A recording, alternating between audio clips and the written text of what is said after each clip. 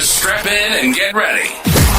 The leaders in AFL SuperCoach are incoming, helping you win your leagues and climb up the rankings. You're now listening to the Insight AFL Show with your hosts, Big Horse and Skitty.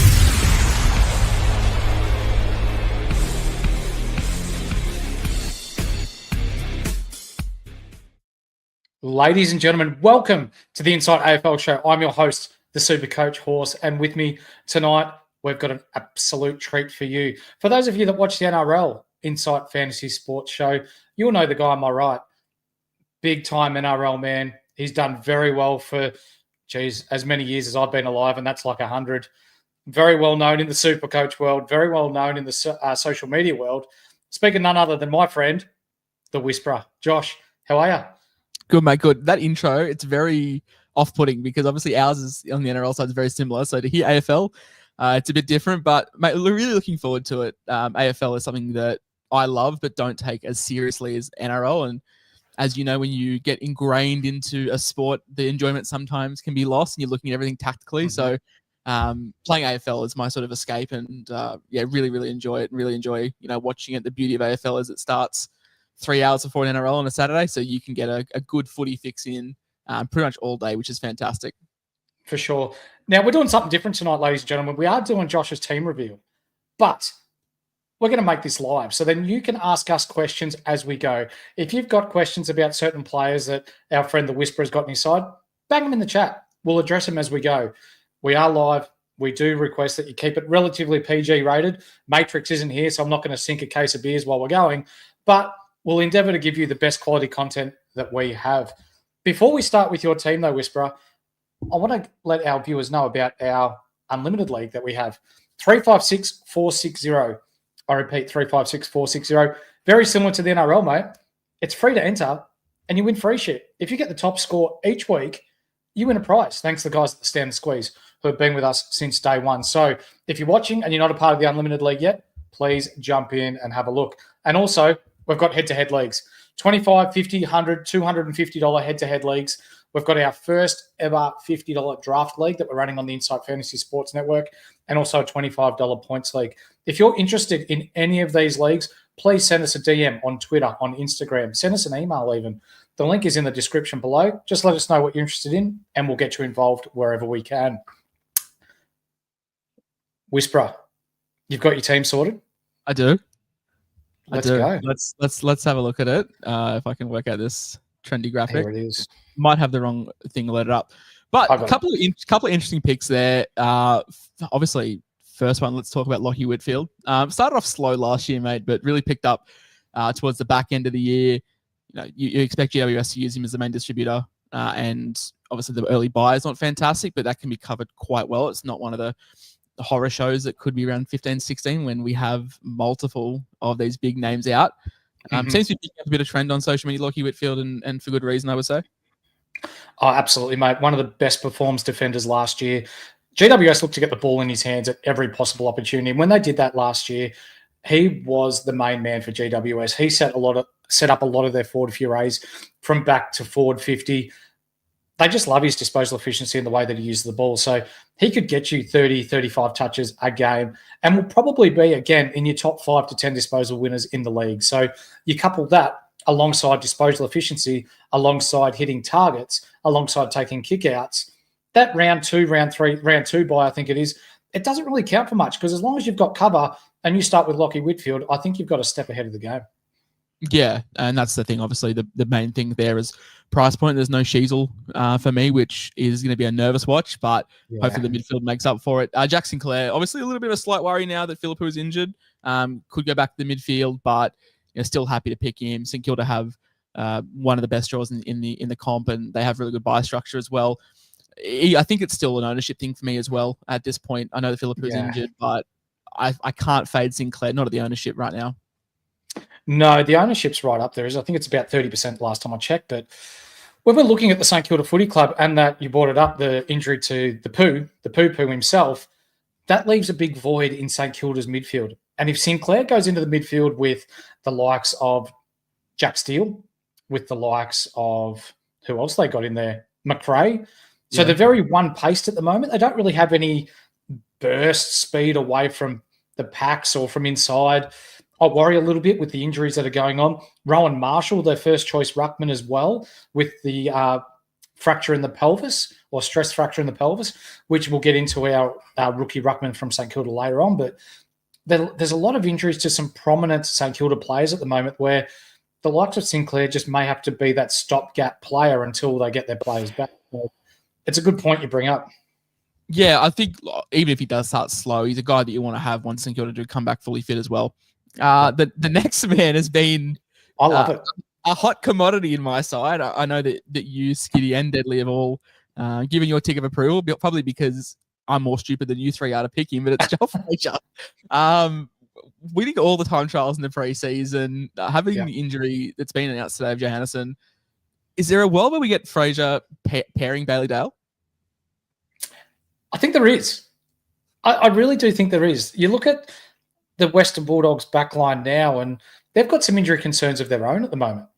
So with Jason Johannesson going down with what appears to be a hamstring injury, and he's out for up to 3 months now. So that'll take us into April, end of April. Geez, that's a long time without any sort of match fitness or anything. So you're looking at perhaps 6 to 8 weeks without Double J in there. Where do the Western Bulldogs go here? Oh, geez, look, I don't know. I think Bailey Dale, or Daily Bale, as he's known as here on the Insight Fantasy Network, will be the number one ball distributor out of defence for the Western Bulldogs. But where else do they go to from there? The Fridge himself, you've just said, he won every single time trial. He's taken the preseason very, very seriously. Coming into year 2, he's quite a big lad. And we've seen that his highest scores, we know that he's only scored over 100 once, but if he can be that 90 to 95 scorer in their backline, maybe there's a world where he is relevant in the classic SuperCoach world. Yeah, it's a definite pod pick. If I'm getting a 90 and 95 for 370K, I'll take that all day long. And I think you've got to give credence to a second-year improvement as well. Last year, we know Western Bulldogs were very up and down to start the season. Plenty were calling for Bevo's head, and I'm sure the SuperCoach world will do the same thing this year regardless. But they were very unsettled at the start of last year. And, yeah, like you said, he's been absolutely flying this preseason. So I think Frazier could very much stay in my side. If he doesn't, we're looking at guys like Jaden Short. I think with Rioli leaving, he could definitely be a prime target for some seagull touches in the backfield, especially off kick-ins and stuff. So if we can find the extra cash to get to someone like Short, then I'm not against that either. But really like what I'm seeing from Frazier in the preseason.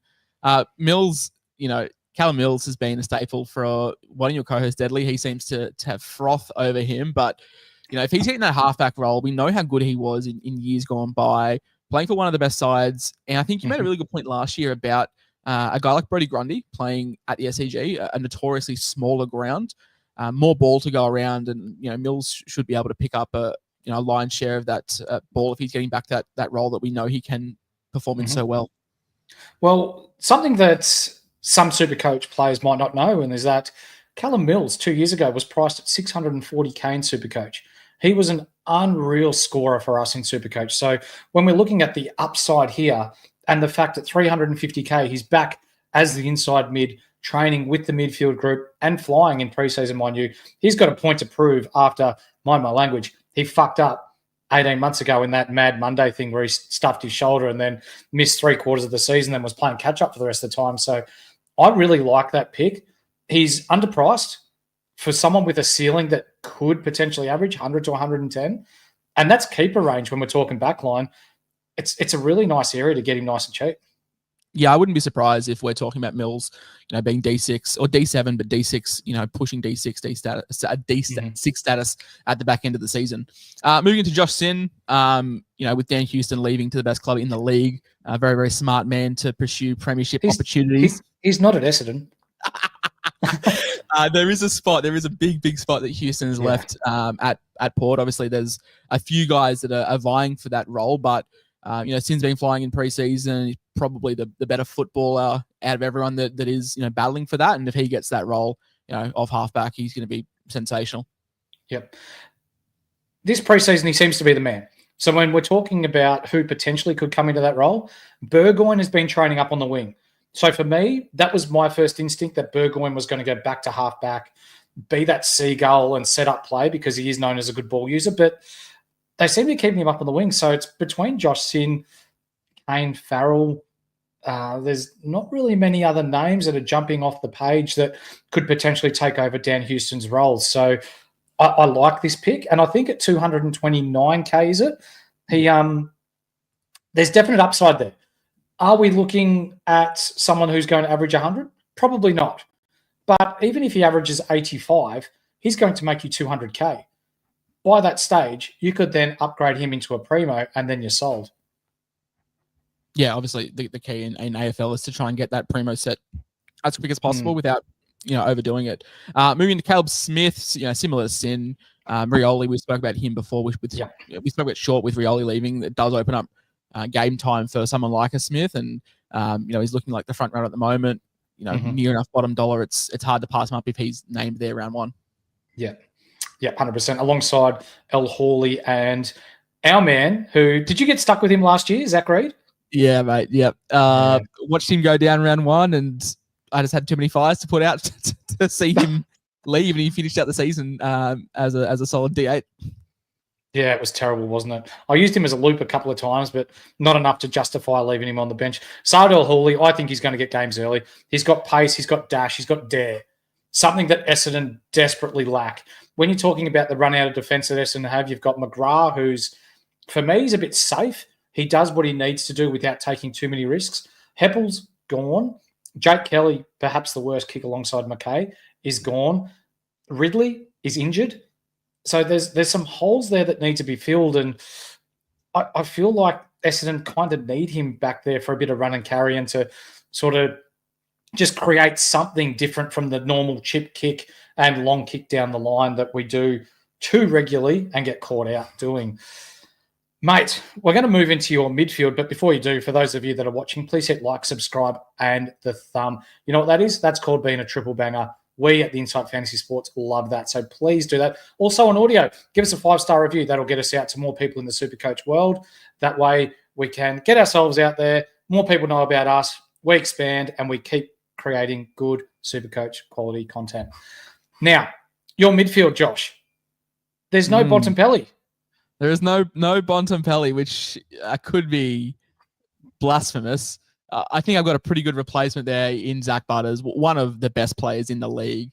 He can do whatever he wants in the Port Adelaide side. Ken looks to him, and he can just do whatever he wants. He's unreal. The draw is very good as well. I don't think I need to sell you on Zach Butters, but I might need to sell you on Bontempelli. We saw at times last year Bevo doing what Bevo does best and putting his fingers in places where they don't belong. We've seen Tim English have a couple of knocks, which then opens up things for guys like Rory Lobb or Sam Darcy. Buglehagen's, where is he? Good question. I'm worried. I'm worried that Bevo is just going to realise how depleted his forward line is and stick Bont up there, because Bont will be one of the best players in the league no matter where he plays. But I'm just worried from a SuperCoach output with a little bit of uncertainty. I don't want that from one of the premium guys I'm paying nearly 700K for. Very, very good point. And with the injury starting to mount up there at the Western Bulldogs, is there going to be added pressure on Bontempelli? Is he going to get some added attention from opposition taggers? We know that historically he does well regardless of whether he gets tagged or not. But to start the year, yeah, you do have a point. I've got him in my side at the moment. I'm not going to give too much away because that, of course, is inside the Patreon. But I'm not too sure. I'm going to have to address that. But you bring up some very good points there. Andy Brayshaw, though. Yeah. Geez, he finished last year well, Josh. He started off really, really slowly, and that was because of an ingrown toe that he had massive issues with and didn't get a proper preseason in. Once he got his legs underneath him and got that match fitness, he popped off, the only person in history to score 3 144s. I think it was in a row too. Yeah, he was sensational. Finished the season with 116.5 after that bye.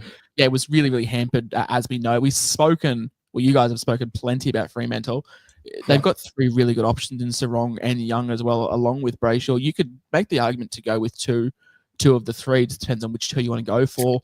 For me, I've opted to spread and not have all my assets in one. I worked that out after chatting with you, actually. We were looking at my sort of side over those major buys during the middle of the season. I realized I'm going to have I had Sarong in there for a little bit, and I just realised I'm going to have too many guys out on that bye, so opted to go against Sarong. Obviously, no knock against him; he is a stud in his own right. But I think Brayshaw can be almost as good as what he finished the season as. I'm not expecting 116.5, but if we're getting 107 to 110, mate, I'd be over the moon with that from Brayshaw. 100%. Now we're looking at some mid-price madness here with your next M3 through to M8, which I'm really keen to talk about. We've got Will Day, Clayton Oliver, who, ladies and gentlemen, please just put him in your sides. He's prime. How good did he look in those photos? The topless pics, he looked sensational. Mate, that'd be the first topless pic he's ever taken where he actually looks good in it. Adam Chera, Will Ashcroft, and James Peatling. Just back to Clayton Oliver. I've actually put a small wager. I don't bet a lot. And for those of you that are betting at home, remember to Lockie Bramble responsibly. I've actually put on a bet for him to get the most disposals in the league this year. He's paying $26 for most disposals at the moment. I'll tell you what, I don't hate that, especially with Shaq's got 1 foot out the door by the sounds of it. So, if they do look for Clary, that could be a great bet. But we'll touch on Will Day because there's been much chat around him and his options and him being a player. Scored 1100s in a row before injury. That's right. Absurd. The concern is over the opening draw for him. He's going to be a fixture. And he's probably going to get looked at by opposition players and potentially be tagged. I think Day's good enough to push forward and get away from the tags, not as anywhere near as good as Bont, as we just chatted about. But I think he could not be affected so much by these tags as what we're saying. He's got the ability to push forward a little bit and get away from the hustle and bustle of that midfield chaos. I know that you're a Dave fan. I don't need to sell you on him. Absolutely am, yeah. Really, really, really good player. In his first few rounds, though, I'm just going to punch him in here, mate. There's some real risk with taggers. And he's 15% owned at the moment in the community. But Essendon, he's not going to get tagged there. Melbourne, there's no Neil Bullen there anymore. So there's actually no real risk there for him to start the season. So I actually quite like it. Clary, we've touched on. You're backing for most disposals. I don't need to say on him. We know that he has struggled on the field and off the field the last 2 years. It's been well documented. Wasn't a vibe last year with that hand in a cast, and I went too early on him last year. I picked him up. The Heidelberg doctor. He's not seen him anymore. Yeah. Obviously lived with Max Gawn for a lot of last year, and that seemed to put him on the straight and narrow, which having a guy like Max Gawn at your club can be exceptional for that. But I went too early on him last year. It didn't pay off. Looked like he was 70% of what we know Clary can be. So expecting a full preseason. He looks peeled. He looks unreal. So I'm really happy to lock him in. Adam Serra, obviously great a couple of years ago. If we were talking SuperCoach 3-4 years ago, he'd be a staple.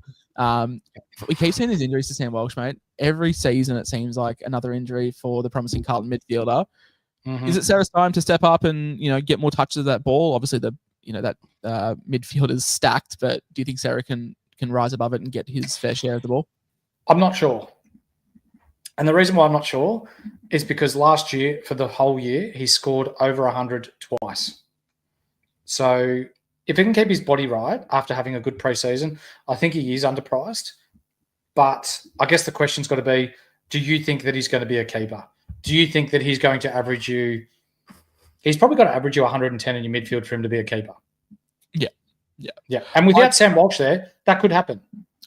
He could also be a stepping stone to a falling gun. So someone like a Track, someone like a Bont, if they do come down in price, if he's punching out, 103 to 107, is he a guy that you can hold until one of these falling guns bottoms out enough for you to take? I think I'm happy to take the risk with no Walsh. And then we know just how good Carlton, were last year. It all sort of fell apart at the back end, but I think we can definitely get there. And there's another Carlton man in the midfield there that could definitely partner him. Will Ashcroft. Also, we have a question. Skiddy makes a really good point. Skiddy makes a really good point that we have plenty of bid ranges here to flip to Bont if it does go pear shaped.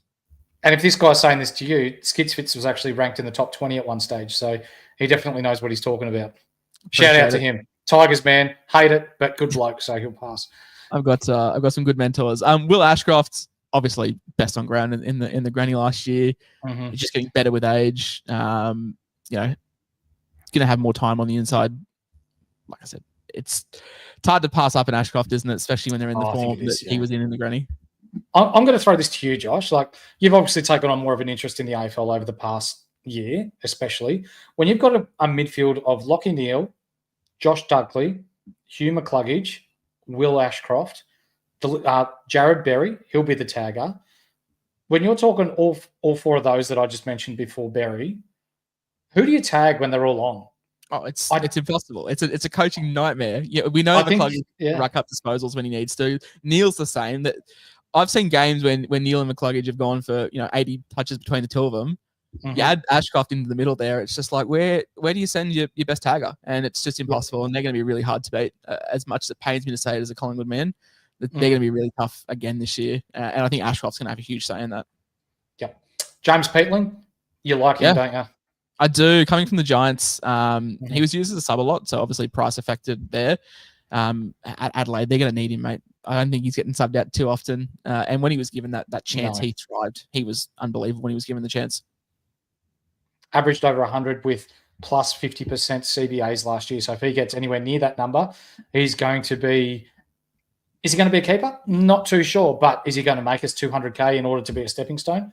Or 150K? Probably. So I really like that. And Jager Smith, for me, we've just dropped our rookie pod that I did with Deadly. That'll be out on social media and YouTube tomorrow. I think this is the guy. I'm picking this guy to win Rookie of the Year. Mate, I remember back in like late September, you and I were talking and you were like, he should go one in the draft. He should be one. He's a stud. And the fact that he's fallen into one of the best spots to fall to if you're a midfielder and a rookie. He's an accumulator. He will get ball. He sees ball, he gets ball. And it's very cliche to say in the AFL space, but he is just a ball winner, especially from contests. Absolutely. As a under-18 kid playing in the VFL last year for Richmond and averaged 27 touches for them in the VFL against proper men who have had seasons in the AFL, it goes to show that this guy is just going to blitz it at AFL level. And I think you're right. At Carlton, it pains me to say it as a Essendon man, but he's going to be a very good player for years and years and years to come. Isaac Kako is on your bench. He is. I do very, very efficient with the ball. I don't expect him to get bulk touches, but when he does get the ball, he's very, very efficient with it, which is what we want. Champions data really, really favors that stuff. He's going to play half forward, so not perfect, but he'll still make good cash. I mean, Kako is, I think he's really, really handy. I like him. For sure. Yeah. Bo Allen's good. I really like this pick from you. So West Coast picked up Bo Allen. I think it was pick 14 in the end. So West Coast had pick 2, and they traded back, acquired assets, and still got their man that they wanted to pick 2 at pick 14. So really, really smart by West Coast here. This guy isn't a huge accumulator of the ball, but can play inside, can play outside, can play half back, uses the ball really well. So when we're talking numbers-wise, he's not going to blow you off the park with your 25s to 30s, but he could get you 15, 20 touches at 80% efficiency and score you your 70s to 80s each week. So I really like that, mate. And Neil Erasmus, he had a monster waffle series last year. Yeah. He was great. I mean, I don't follow the waffles as closely as what I should, but as long as he's not being subbed, then his talent is going to show at the price. 181 SuperCoach points he scored in the Waffle Grand Final and averaged 160 SuperCoach points in the Waffle Final series last year as a midfielder. So just some unreal numbers there for Erasmus. Before we move on to your rucks, mate, we're going to listen to a guy who's got a different accent to us. He's from a different country, but he's going to talk to us about our Patreon that we currently have on offer for you guys at home. Want to take your SuperCoach game to the next level? Inside Fantasy Sports are bringing you exclusive content all year round, such as weekly expert Q&As, team, trade, and captaincy advice, statistical deep dives, priority podcast questions, and tons more. So what are you waiting for? Get full access to the experts. Go to patreon.com/Insight Fantasy Sports and subscribe to Insight Unlimited today. He's got a hot voice. I wish I had a voice like him. Yeah, it's money well spent on the inside card. I can tell you that for free because it's a long ad read and I don't want to do it every week. So glad that we've got someone to do this. Absolutely, mate. For those of you that are interested in the Patreon, it is free. If you just want to get in, have a bit of a look around, there are some articles in there written up by Pete from Nerds for Life and also our man Silvertop Hurley, who finished top 300 last year, talking about buy strategy, talking about the players that you want to target, the way that you should structure your teams. They're for free on our Patreon at the moment. So jump in, have a read. And if you like the content, it'll cost you a cup of coffee per month, $6 per month to get all the up-to-date info, all of our teams, all of our trades. You get a special chat group as well with a heap of like-minded SuperCoach players in there that can help you at home better yourself and win your leagues this year. So, Josh, your Rucks. Yes. TDK. TDK. There's a big Mark Pitt size hole. It's in my brain, but I'll tell you what. I've got some news for you. Hit me. TDK's been training as the sole ruckman in their match sims. That is what we want. That's what we want to hear. As a novice AFL fan, I could even tell last year just how good he was around the ball. Like I had big raps on him, and I'm glad to see that he's training a solo ruck because I think he could be exceptional. I think he could be keeper. He could push ruck 3, ruck 4, which it's not 1 or 2, but you're buying him not at 1 or 2 price. I really like him. People are saying R1. I'm not that optimistic, but I definitely think top 4 for TDK could be unreal. Especially if he's the sole ruck. Yeah. You're all over it there. Uses the ball super well. We saw similar guys like Luke Jackson last year. These rucks that use the ball well score very, very well for Champions data. I remember Jackson having a 175-point game in round 3. The only reason I remember that is because I vice captained him that week. And DeConning is similar. Like he's a guy that can win the contest, uses the ball super well. Is not going to get too many negative stats either. Yeah, 100%. Averages 30 more SuperCoach points per game without Pitnet in the side. So we're watching closely, but we do have it on good authority that Voss has finally woken up to himself and has recognised that in the 10 games that he had to Koning as a solo ruck, they were 9-1 in those games. So, Bossy, good work. Sean Darcy. Big Shrek. How good was he when he came back? He just didn't miss a beat last year. Obviously has had a hampered off season, off to Qatar, I think, or Dubai, one of those places in the world. But yeah, he was great last year. Yeah, so when he did play, he was good. He's had a pretty cruel run with his knee injury, but he's lost nearly 20 kilos. Like he's flying on the track. And for those of you that are wondering if losing all that weight is going to make him play the ruck differently, I'm going to say no. And because for those of you that have played footy before, or even if you haven't played footy before, the goal when you're a ruckman is to try, even as a midfielder, you've got to try and get to as many contests as you can. And if he's carrying around 20 kilos less when he's running around in a 120-minute game, he's going to get to more contests. He's going to be less fatigued. It's going to be less of a toll on his body, which means he's going to be able to do more. So if he's fit and he's ready to go, he's in my side. Yeah. Harry Boyd, mate. What a season he had in the SANFL last year. Probably the best ruck in the state. His numbers were off the charts. Yeah. He was in my side before this stress fracture Royal Marshall. He's just even more there, to the point where I had him as my flex or even my ruck 2. I sent you a draft a couple of days ago as him as my ruck 2. He is unreal. And I'm not too worried about the Marshall injury. I think Boyd's good enough that he's not going to take Marshall's spot. Let's not be stupid, but Marshall could see Les Togg or playing in a bit of a different role, or St Kilda even look to run sort of a 2-ruck system. I think you're right. We saw at the back end of last year, you bring up a good point, that Marshall actually went forward and kicked 3 goals in a couple of games. So they really like him up forward alongside Maxi King. So when you're looking at that, I think there's very real possibility that they will run a 2-ruck structure. And with the pelvis injury as well, you got to remember this guy, he won the McGarry medal. So Sandford's best and fairest. 40 hit-outs. Actually, it was 42 hit-outs a game. Deadly corrected me on that today. What was it? 20 touches and 10 clearances per game. That's per game.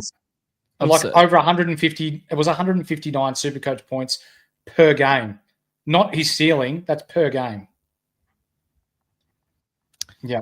Obviously, we're not expecting that in the top grade, but I think it's good enough to give Marshall a little bit of a rest. We saw him thrived last year, but he was getting battered and bruised in hitouts. Yeah, Teams were taking him because they didn't really have much else. But now you've got Boyd there, which is fantastic. Moving to the forward line, mate. Obviously, another St Kilda boy. We got Big McRae, one of the most owned players, and probably for good reason. Playing inside mid, Saints are battered with injuries. They're going to look to him. Great move for him. It opens up a lot for Supercoach, doesn't it? Oh, it has to, mate. When we're talking about the move from the Western Bulldogs to St Kilda, I don't think he would have made that move unless he was promised that midfield role. And we've seen in pre-season, that's all he's been playing. There's none of this half-forward garbage that I initially thought might happen because I was worried about the Saints' pace on the inside or in and around stoppage. But I think they just need another genuine ball winner. So Jack McRae, if he can get back to his piggish best, our forward lines are pretty skinny at the moment when we're looking at the possibilities of who we might bring in. Your Isaac Rankins, he's hurt more than what he's not. Shai Bolton, in 3 intra-club practice matches, he's played once in the midfield, and that was for 10% of that time. So we're not even really looking at him at the moment. We've got to do a good job of trying to pick up who we think are going to be your top 6 forwards from the start. So your Jack McRae pick, I think he's going to be near top 1 alongside Horn Francis. I never thought I'd say this, but I'm so thankful for Bevo for not playing a player because if he was played last year, he'd be coming in at $550, exorbitantly priced, and we couldn't start with him. So thank you for Bevo. Bailey Smith, mate, Geelong's finest, Cotton On's finest. How Geelong keep letting this talent, no one knows, but it's great for Supercoach. And the Dogs have a big hole that they've sort of lost. A couple of departures. Have you seen the news of Matt Rowell meeting up with? Yeah. So this just in, Matt Rowell's dad's just been offered a $500,000 contract with Cotton On. It's absurd. But Bailey Smith, one of the most underpriced players coming into the season. Yeah. He's a bit of a butcher with the ball. So he will be a tough watch, I think. He's fit. He's going to play midfield. So the opportunity is there for him. But I don't think he's going to score as well as what people think. Temper your expectations. I think around the 95 Supercoach points per game will be Bailey Smith. You've got to remember, he hasn't played footy for 18 months. And not playing footy for 18 months to get straight back into the top level and dominate, it's pretty unheard of. It's going to take time. So especially inside mid, like that tank's going to be pushed to the limits, especially in the first 4 to 6 weeks. But I'm not going to be shocked if I finish the season with Bailey Smith still in my side. For sure. I want to talk about the Colonel. And there's a couple of people already in the chat that have rated your pick of Riley Sanders. How good is he? He's unreal. You pumped him up last year to the max. And when, even in VFL, he was unbelievable. It's just the problem his coach didn't want to play him. But no, there's been so many departures now that he's got to get game time. And I think he can make a mockery of the price if Bevo doesn't Bevo him. Well, I've got some news for you. Adam Treloar is still not in any form of training with the main group yet. I mean, terrible for Treloar, but through the roof for Sanders. Absolutely through the roof for Sanders, yes. I'm all over him. He's a guy, great duel, obviously it does help. That's something I did get caught out with last year, going really heavy in the forward line with rookies last year. It's just having them stuck there, but the fact you've got guys, like Smith, like Sanders, like the next man we'll talk about, having these duels to be able to be flexible. He had something like 42 touches in VFL last year? Yeah, in 3 quarters. Yeah. He's too good to be playing VFL. He's too good to be priced at what he's at, with all the departures that they've had. Having a guy like him slot into that midfield, I think he's going to be really, really good. And I think more people should be taking a serious look at Sanders. Yeah. We see here Magnus here, Treloar and Libba injury worries. That's right.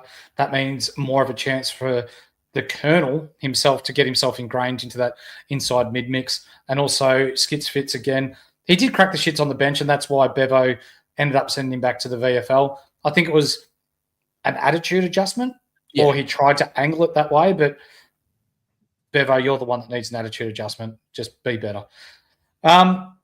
Caleb Daniel, needless to say, he needs to be in everyone's team, Josh. Yeah, I don't need to. I'm not an AFL expert, but even I can see just how good he's going to be for North. We saw at points last year just how many of these underpriced guys that came through North that that really thrived, and Daniel's another one. Dual position, 270k. Would you be shocked if he's your F5, F6 at the end of the season? I wouldn't be. Well, he could even be your D6 because he'll get DPP by the end of round 6. Yeah, so he's a guy that I'm probably going to have all season, barring anything. Another one that was sort of succumbed to a bit of bevoitis. You saw when he was getting game time last year how good he was. So now that you say that, Jack McRae, bevoed. Bailey Smith, bevoed to a degree. Sanders, bevoed. Caleb Daniel, bevoed. You've got 4 current or ex-Bulldogs in your first 4 in your forward line. Yeah, and don't forget our boy up top. The fridge. Hugo Garcia, I can't take credit for this one. Was watching a little bit of George's FTTV, obviously. Huge voice in the space. He had some really good things to say about Garcia, especially when he does get CBA time. We look at some of his stats from, if I can pull out my notes here, we look at some of his stats from the Coates Talent League, mate. 19 disposals, 7 tackles. We saw last year just how much of a tackle presence he was when given the time. Averaged something like 108 points in DT through his stint in the VFL. We've spoken about all his injuries to guys at the Saints. Yeah. I mean, who's he competing with? Windhager? Windhager's probably. small, but I think, the thing that doesn't go for Hugo, I quite like the pick. I think there's definite upside there. The thing that may hold him back is that he's very similar to a Jack Steele and a Jack McRae, and that he's very good in and under, but then doesn't really do a lot on the outside. Yeah. So if he gets that role on the inside, colour me pink and pick me for whatever, because I'll definitely pick him up. But yeah, it's a definite watch this space on how St Kilda plan on using Hugo Garcia. I guess the positive thing is price point isn't too bad either. You got a guy like Jack Hutchinson out at West Coast who you can pretty easily pivot to if the opportunity doesn't arrive for Hugo. I think Hugo's got the better ceiling of him and Hutchinson, but if it doesn't fare well, then you've got a guy sitting there at West Coast that's going to get good game time and do really well. I think. Joe Berry. Yeah. Joe Berry's been flying this preseason. Sorry, I'll just bring this up. You're right, Darcy. My apologies. He can't have 3 positions, so he won't be D6. He's a mid-forward, so he'll probably end up staying in our forward lines. Joe Berry, who got picked up this year, has been flying at Port Adelaide. They really rave about his intensity, his defensive pressure, and his skills forward of the ball. I think he's a near-on certainty to start as Port Adelaide's small forward in round 1. Yeah, and like everything coming out of the training report, obviously I read a lot of the Nerds for Live stuff, just absolutely raving about him over at Port, and he could make a mockery of this price tag. He could be a guy that we have well up until the midpoint of the season before he sort of really taps out. Yep. On your bench, Elijah Hewitt. I really like that pick. I think there's huge upside. He has genuine X factor about him, and with the injuries to Elliott, and the likes, Liam Baker today as well carried off with a ankle injury. We saw the video. Thanks to the guys across NWA for releasing that. He will have scans on that to determine the severity of that. So when you're talking Baker, when you're talking Yo, Dom Sheed's getting on. Tim Kelly can't do it all by himself. Ruben Jinby moved to a halfback flank last year. So now we're looking at the likes of Elijah Hewitt. We're looking at the likes of a bigger-bodied Clay Hall, who's 6'3". I think there's opportunity there for these guys to have a real crack in the midfield. And for us, it might not be good for West Coast, but it's going to be good for SuperCoach because they're going to get time in the middle. Andrew McCulter, the new coach, he's going to blood games. He's going to get games into these young blokes to see whether they can or they can't play in these roles. And if it comes off, he could make us 250K easy. Yeah, and he's a guy that in weeks of the buys, I'm pretty comfortable putting on field as well. I think, obviously, I don't think he's getting in over the likes of Berry or Garcia if he's getting CBAs or even Hutchinson if I move to him. But in weeks that I need numbers, Hewitt's a guy that I'm very, very happy to play on field. We see another Bulldog, Sam Davidson, the most promising player for the Dogs last year in VFL. He did. And they are also severely lacking half forwards where I think he can come in and do a really, really good job. He's got a good boot on him. And yeah, probably similar player to a sort of a Kako type that we discussed earlier. Not a huge user of the footy, but when he gets it, you're not going to be seeing too many downgrades come through with natives. Al Patton from Super Footy, the Herald Sun podcast, is a big fan of Sam Davidson as well and believes that he will start round 1. So a big watch on that space on Sam Davidson. Now, you've got big Matt Flynn in your flex. I do. How did you come to that? I mean, obviously having the midfield, I've got some sacrifices need to be made, but if he's healthy, he can get the number one ruck role. You know, did cop an injury earlier in the preseason that sort of scared us a little bit, but I think he's going to get plenty of tog at West Coast. Mm-hmm. And I think for the price, it's great. I mean, if it doesn't pan out too well, I'm very lucky that we can move to a couple other rucks when it comes to like 2 or 3 moves. So having a guy like Flynn, who's not bottom dollar, he's 260K, bit of cash in his head already before the season's even started. Mm-hmm. Him plus a guy like, let's say Day gets tagged out of games for the first month. Yep. And you know, Flynn's not performing well. It's pretty easy to get, probably not a Jerry, but other guys in that mold. I'm pretty keen on Darcy Cameron. I don't know if it's because I'm a Pies fan, but I think Darcy Cameron could have a good year as well. So, I mean, even Nank, if Nank gets solo ruck, he's a guy that we could be looking at too. So there is options. It would take 2 trades to get there. But I think with the balance I've got, having 2 borderline keepers in Sinclair and Whitfield, having, you know, a ruck, being able to have Peatling as, you know, M7, I've got a lot of money in the midfield as well. I really like Connie and Darcy. I think being able to take a punt on a guy like Flynn, especially with Ruck especially with Flex this year being just your best scoring and one of them drops out, I do like the upside if he can get that one Ruck role at West Coast. For sure. I love it, mate. Ladies and gentlemen, that's Whisperer's team, but we're not finished yet. We've got some questions in the chat, so let's crack into some of them. It's question time. Let's answer your questions for the week ahead. And first off, it's the brain. How much did you pay Horse for that glazing intro?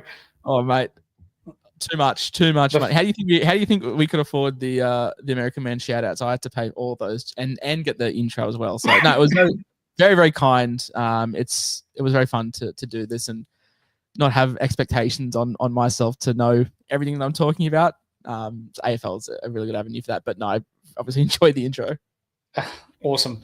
Now, mate, what I'll ask you, it's not in the chat, but something personally that I want to ask. How do you apply your NRL SuperCoach knowledge to AFL? So when we're talking the NRL space, you're very well known. You've been very successful for a long time. Multiple top 1% finishes. Is there similarities in the two?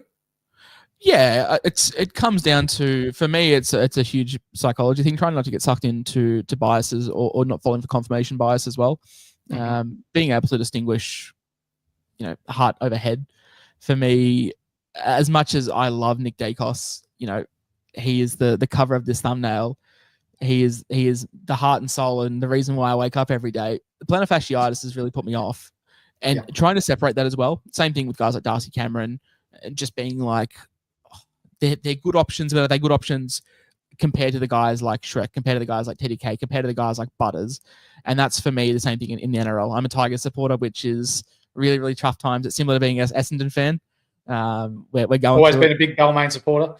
going through it at the moment. So it makes it good fun. But I think for me, it's just separating biases and looking at things. I'm a very, very data-driven manager in any fantasy sport that I play.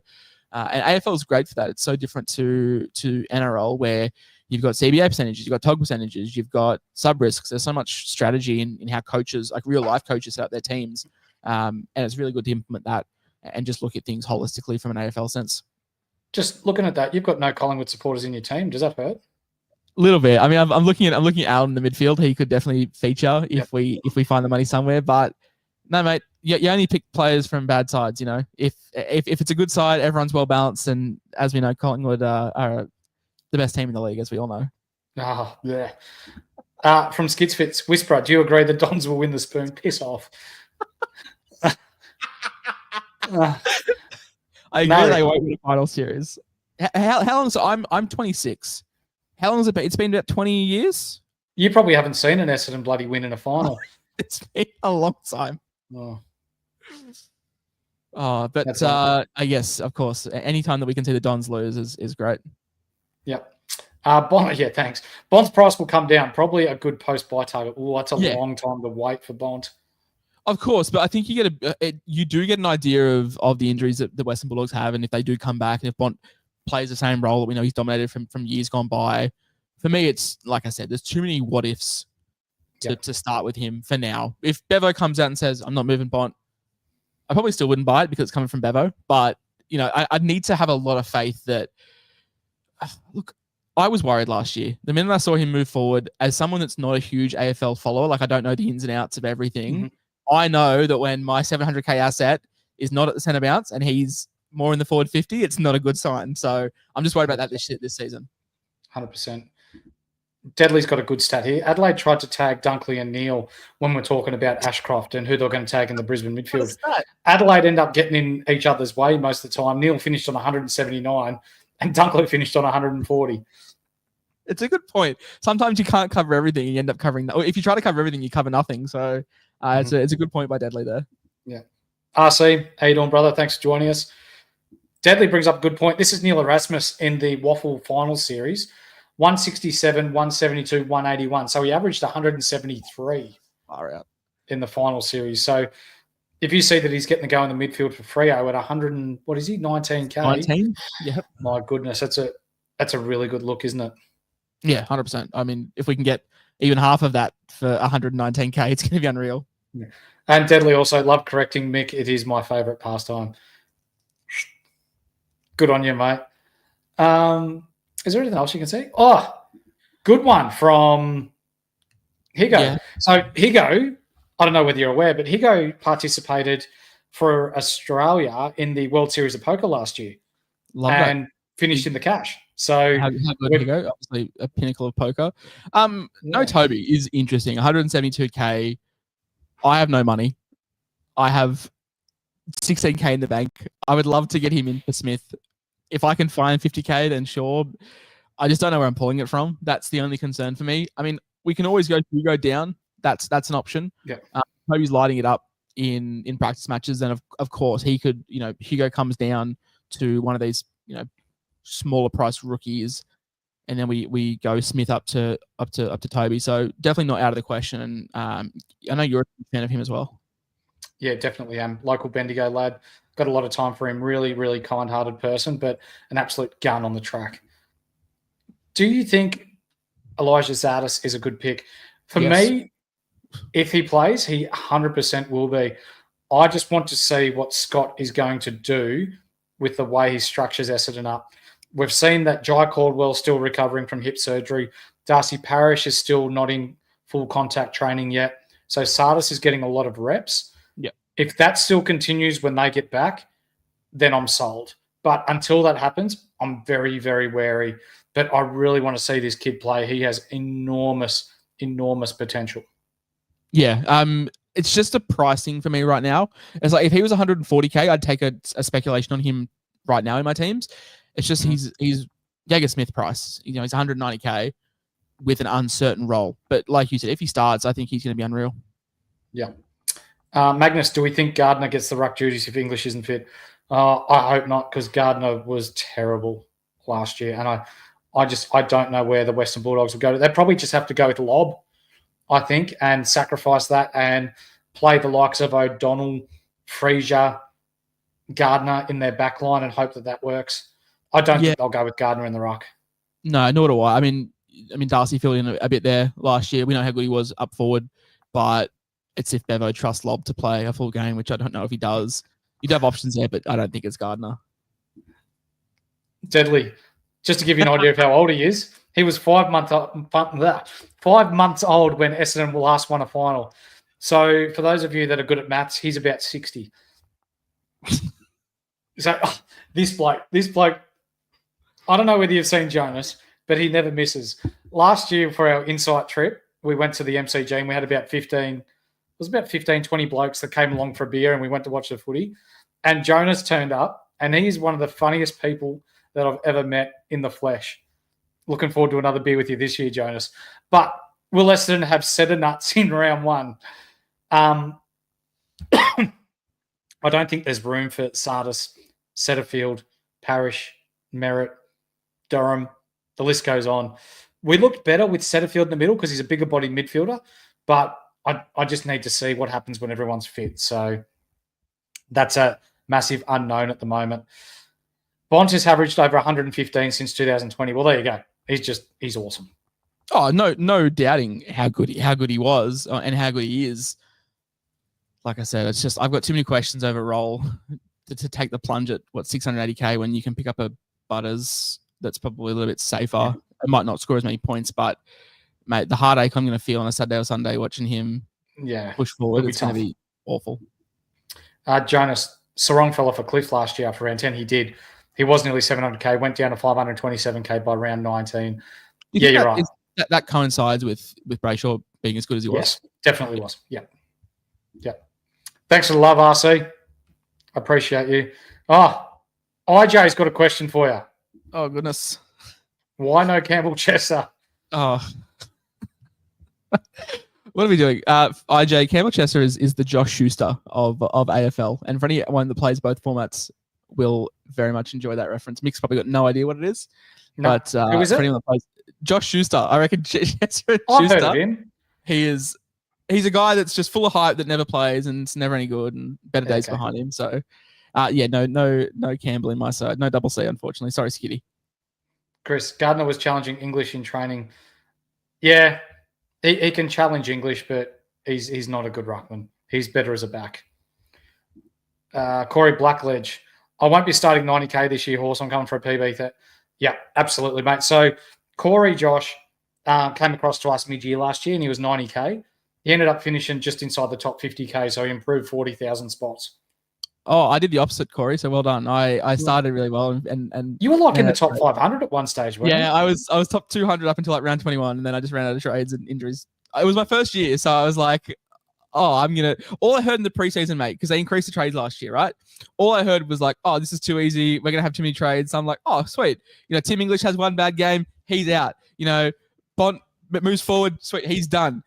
I was ruthless. And then by like round 22, I'm like, I have no trades. Yeah. And I have Darcy Wilson holding down my line. And it's and while he was good at some stage, he's not a guy you want to put your hopes into. No, not someone you want to keep. No. Jonas again. Bailey Sniff couldn't kick a 300-pound heifer in the butt. Yep, he's not very good at hitting targets. You're right. Skitsfits. Let us know where you were at round 19 because I reckon you were inside the top 20 still really late. So this is another guy who follows us religiously, really good, and did really well last year. IJ's got another one for you. Sorry. Schuster is a great cash cow. Is he? Oh my God. No, he's not. No. If you're playing VFL SuperCoach, Josh Schuster would be a great option. Great F6, yeah? Yeah, great F6 in VFL SC. Round 20, let's have a look. Season rank, 2024. Yep. I was. So, yeah, I fell apart at about round 17. It's okay. I'll put it up on. It probably won't focus, but people can see where I was a bit too trade happy, and it fell. I started like a house on fire. I started with Massimo D'Ambrosio because he had a cool name. Had no idea about roles. Had no idea if he was good. I picked him because he had a cool name, and obviously that worked out well. And then I was ruthless with trades. It was like you have one bad. If you're a primo that has one bad game, you're done. So ran out pretty quickly. And IJ, who to pivot from the poo around the same price? I think if you can find 30k with the injury news to Georgie Wardlaw, I think you go Luke Parker.